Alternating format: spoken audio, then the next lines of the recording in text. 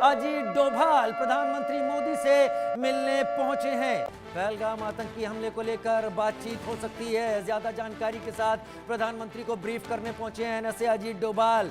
राष्ट्रीय सुरक्षा सलाहकार अजीत डोभाल तमाम ऐसी जानकारियों के साथ प्रधानमंत्री के पास पहुंचे हैं जो काफ़ी गुप्त कॉन्फिडेंशियल जानकारियां हैं और जाहिर सी बात है पहलगाम में हुए आतंकवादी हमले से जुड़ी होंगी। प्रधानमंत्री नरेंद्र मोदी को ब्रीफ करने के लिए पहुंचे हैं एनएसए अजीत डोभाल।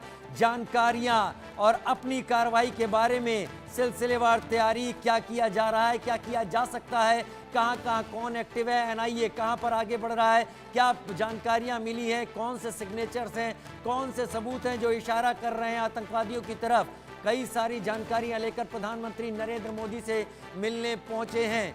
इस बीच दो तस्वीरें हम आपको दिखा रहे हैं। राकेश सिंह हमारे साथ, हमारे मैनेजिंग एडिटर इनपुट इस वक्त जुड़ गए हैं। एनएसए अजीत डोभाल की प्रधानमंत्री नरेंद्र मोदी से मुलाकात। राकेश, ये समझा जा सकता है कि बड़ी जानकारी होगी जो प्रधानमंत्री को दी जानी होगी इस वक्त। राकेश, देखिए राजीव, दिल्ली में लगातार बैठकों का दौर जारी है और जब से प्रधानमंत्री नरेंद्र मोदी दिल्ली पहुंचे हैं सऊदी अरब से, उसके बाद आपने किस तरह देखा एयरपोर्ट, और उसके बाद अब जो है राष्ट्रीय सुरक्षा सलाहकार अजीत डोभाल प्रधानमंत्री नरेंद्र मोदी को ब्रीफ कर रहे हैं। रक्षा मंत्री से उनकी बैठक हुई थी, करीब 2 से ढाई घंटा बैठक चली थी। उसके बाद प्रधानमंत्री से मिलने पहुंचे हैं, सबसे नई जानकारी साझा कर रहे हैं। और जैसा कि आप जानते हैं शाम 6 बजे कैबिनेट कमेटी ऑन सिक्योरिटी की बैठक है और उससे पहले इस बैठक की काफी अहमियत है क्योंकि जो सीसीएस की बैठक होगी, जो फैसले लिए जाने हैं, उससे पहले प्रधानमंत्री को राष्ट्रीय सुरक्षा सलाहकार पूरी स्थिति से अवगत करा रहे हैं।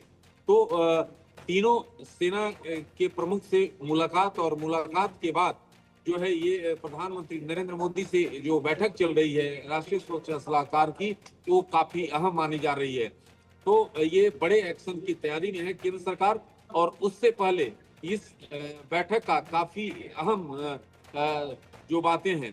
तो ऐसी स्थिति में सीडीएस, एनएसए, तीनों सेना प्रमुख के साथ रक्षा मंत्री की मुलाकात और उस बैठक में राष्ट्रीय सुरक्षा सलाहकार ने तीनों सेना प्रमुख की उन्होंने बातें सुनी और जिस तरह से जो ताजा इनपुट्स हैं उसके आधार पर उन्होंने तीनों सेना के चीफ को ब्रीफ भी किया और उसके बाद अब प्रधानमंत्री नरेंद्र मोदी से उनकी बैठक चल रही है।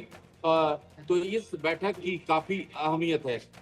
इस बैठक की काफी अहमियत है। Rakesh Singh, managing editor input, हमारे साथ मिलकर ये बात बता रहे हैं। लेकिन राकेश, कल से अब तक आ रही तस्वीरों को अगर आप भी एनालिसिस कर रहे होंगे तो एनएसए अजीत डोभाल का चेहरा देख सकते हैं, गृह मंत्री अमित शाह का चेहरा देख सकते हैं और प्रधानमंत्री नरेंद्र मोदी का एक अजीब सी खामोशी तीनों के चेहरे पर दिखाई पड़ी है। ये इशारा है इस बात का कि कोई बड़ी तैयारी है, अंदाजा लगाया जा सकता है। राकेश, आपका एनालिसिस क्या कहता है? देखिए राजीव, जिस तरह से पूरे देश में गुस्सा है उसका साफ तौर पे आप देख सकते हैं। सरकार भी बैठकों का लगातार दौर चल रहा है, तो ये स्थिति है।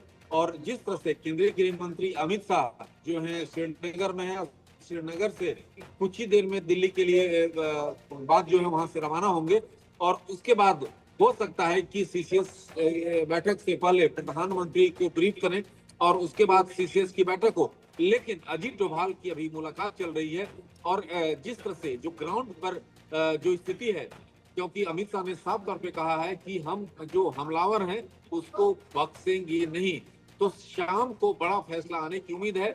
और सरकार इस जो हलचल है दिल्ली का, उसमें पाकिस्तान के हुक्मरान जो है परेशान है। वहां पर जिस तरह से रक्षा मंत्री की बात करें, पाकिस्तानी रक्षा मंत्री की बयान की बात करें, पाकिस्तान के विदेश मंत्री की बयान की बात करें, तो पाकिस्तानी खेमे में काफी हलचल है।